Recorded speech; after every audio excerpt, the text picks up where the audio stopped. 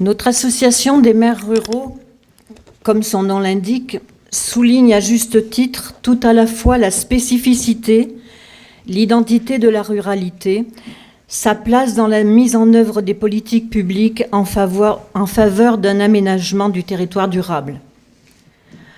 Notre association sait se mobiliser pour défendre nos légitimes revendications.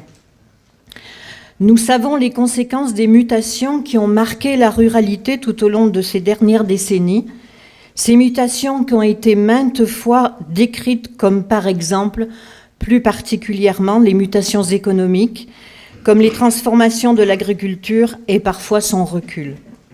L'affaiblissement du commerce de proximité, le désintérêt de l'investissement privé, le recul de la présence des services publics. Si les mutations démographiques ont été décrites comme par exemple l'exode rural jusque dans les années 1980, leurs conséquences sociales et culturelles, pourtant profondes, ont trop souvent été négligées. Je pense que bien de nos villages sont aujourd'hui confrontés à l'enjeu de la cohésion sociale. L'historien et sociologue Jean-Jacques Le Goff, dans son ouvrage « La fin du village », à partir d'une étude sur le village de Cadenet dans le Vaucluse, démontre comment la sociabilité villageoise, qui a traversé les siècles, a disparu sans pour autant avoir été véritablement remplacée ou renouvelée. Ainsi, sur Taverne, qui est passé de moins de 500 habitants en 1980 à près de 1400 aujourd'hui, nous devons être attentifs à construire du lien social, de la cohésion sociale entre une population encore porteuse de valeurs de la vie sociale ancienne et une population nouvellement installée, elle-même diverse, avec des retraités, des familles plus jeunes, actives, avec des enfants. Les besoins socio-culturels se sont accrus et souvent diversifiés, et surtout diversifiés. Des passerelles doivent être créées pour chacune et chacun, pour que chacune et chacun puisse tout à la fois être reconnu et être en capacité d'appartenir à une même communauté villageoise.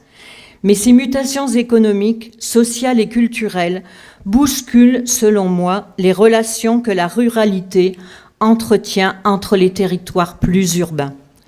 Si la ruralité garde son identité et doit la garder, une bonne partie de ses habitants est en relation étroite avec les villes, que ce soit pour l'emploi, les services, les consommations, etc. Une réflexion s'impose à nous, à mon sens, pour définir un projet de développement territorial cohérent et partagé, dans lequel chaque territoire rural, périurbain, urbain, est respecté dans son identité, dans ses capacités créatrices, comme la mise en situation de partage et de réciprocité. Un exemple, par exemple, que connaît bien le président de la communauté de communes Provence-Verdon, Bernard de Boisgelin, la filière chanvre. Depuis sa production agricole, sa transformation industrielle en écomatériaux, jusqu'à son usage dans la construction de la ville durable, respectueuse de l'environnement.